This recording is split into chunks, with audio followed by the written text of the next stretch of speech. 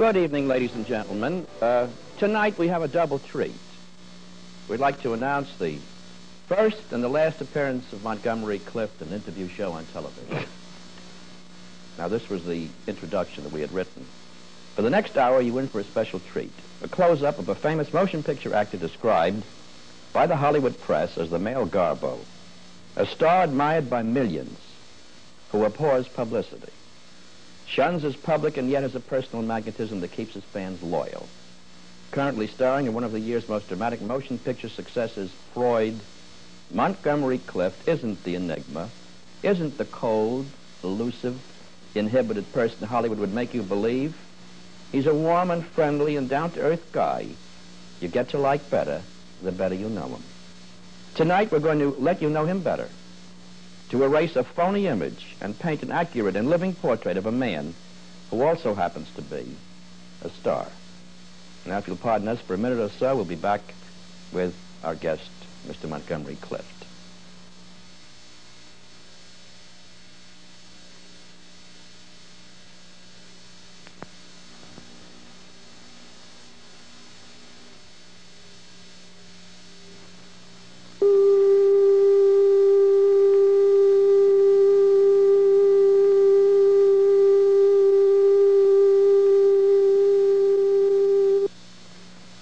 January 13, Kutsu.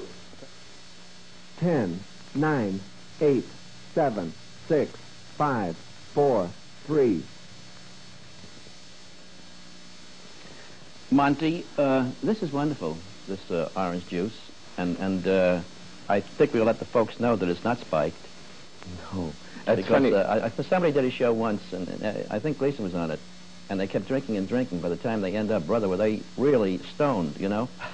So we don't want to give that impression here, but this does something. And look what it does to the timbre, if you'll pardon the expression, of my voice.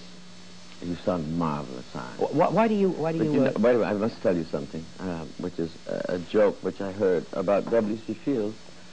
And he used to be... Well, he would drink like 2 quarts of gin a day.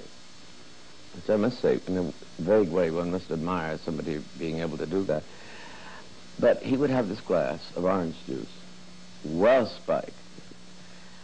And a thermos he'd have. And one day, they decided to play a trick on him. They poured out the whole contents of the thermos and poured in all orange juice. And when he came and he took a sip, he made a terrible face and he said, "Who put orange juice in my orange juice?" That's beautiful. I think it's funny. Do you generally drink this orange juice, sip it when you're making a picture? Do you sip it on the set? Yes. Well, actually, somehow when you're working, and you're usually working under nervous tension, your mouth gets dry. A lemon is too much, and it crackles your lips and teeth and so on. And but somehow it salivates you. You know, you have saliva, and it can seem more real. I have a thermos of that on the set all the time. Who uses lemon? Marlon Brando. Brando does? Yes, I was on the set once, and he did, and I don't know, his mouth didn't pucker up, so, but he has the same trouble of us bottom neurotics. I was going to ask you about Marlon Brando. In a recent issue of Variety, he broke the front page with this story: Brando pulls no punches on Hollywood, executives and press, and he plans to sue a national magazine. And I don't know whether you read it, but he made quite a few comments about not only the industry, but a few people in it and segments of the press, and, if you'll pardon the expression, columnists. Mm. I wonder whether we got a chance to read it. Did you? No, I read the very first part. I didn't read this whole section. What did you think of it? Well, he has a marvelously good point, I think, what he's trying to say. As he says, they went to Tahiti or wherever it was, and nobody bothered to look at this precipitation of rain.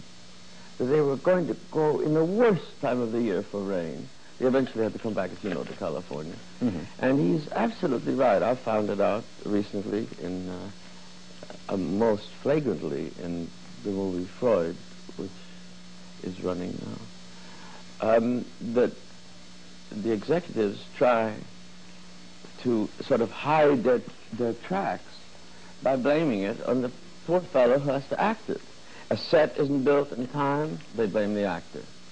the script is not ready, you get a white version, a blue version, a pink version, and a yellow version. And that night, you get the final version, and that's what you have to study, because you can't memorize the first version. So if the actor doesn't know the lines that morning, he's to blame. Even if he stays up till 2, 3 o'clock in the morning and has to get up at 5:30. Marlon has a very good point. I haven't finished the article, so I don't know what else he says. Well, he says some other things. He said, for example, and I'm quoting him now, there are others. He was talking about members of the press, and he said, such as the columnists, but not only make a living by scavenging on the misfortunes of people, their embarrassments and foibles, but they invent it. They distort it consciously, deliberately, knowing that it will be lucrative, and it's not right by my way of thinking. And then he goes on to say that he thinks that as long as there's a market for the scandal item, there'll be people to hawk it. And as long as there are actors who want to be exploited, it'll always be the same. What is your reaction to those comments? Well, can I go into a big realm like discussing, quote-unquote, the press? Mm-hmm. Well, now see, it's not embarrassing, but you see, you're an exception, if I may say so. Because most columnists thrive on hate. They would rather print an article that somebody's running off with somebody's wife than they would that somebody's terribly happy. And I suppose there's a psychological reason for that. People in beauty parlors and so on probably read that much more swiftly and easily than they do that so-and-so is happy. But I have a big thing about the press, from my point of view. And that is that the majority of people, and I'm referring not only to America, but to Europe, most of the things, you spend, because I figure, if you are being interviewed, give that person your whole time. Don't have a press agent from the picture, nobody around. Give him all your time. He deserves it if he's intelligent. Well, the majority of them, and when I say majority, I literally mean you fall out of the 99% bracket. They could have stayed at home and typewritten it. They could stay at home. Just think up things. That's how truthful and honest they are. I refer to the fourth estate now as the ninth estate. I don't know what to refer to it as, because they don't care about the truth. The truth no longer interests them.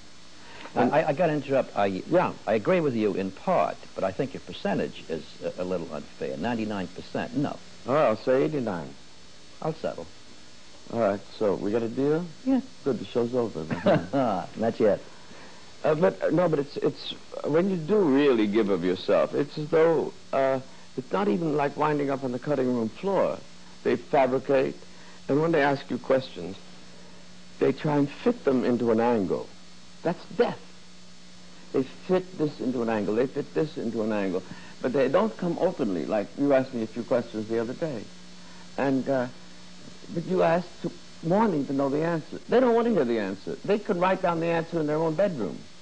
You've always been known as a guy who tries to avoid the press, that you will not talk to them, that you're elusive, you're the It's not true. the garbo and so forth. And I have always found when we have something we want to check, that either if Marilyn calls or if I call, we always get an honest answer. Where's Marilyn? And, oh, she's around. Don't worry. Huh? I wouldn't dare be speaking if she wasn't. But the thing that I wonder about, insofar as you are concerned, is how many of these people are afraid to call you and who think they're going to be wasting their time if they try to get in touch with you, that you are elusive. Are you elusive, do you think? I'm not elusive. The only time when I don't like to give interviews is when I'm shooting. Because I'm not the kind of character, considering the kind of roles I play. You understand what I mean? Like, let's say, Freud, or The Young Lions, or Judgment in Nuremberg, or From Here to Eternity. I can't suddenly throw off the mask and have lunch with somebody. It would take me another 3/4 of an hour to get back to the scene that was cut because of lunch. And now some people admit I'm quite verbose and very gregarious, and I love to talk. But at such times, I would not be able to give them my full attention. That's why I don't. So, since most of the interviews come from Hollywood when you're shooting a movie there, they figure he's hard to reach. I'm very hard to reach when I'm shooting a picture. When I'm not shooting a picture, I'm not hard to reach at all. Well, I don't want to talk to anyone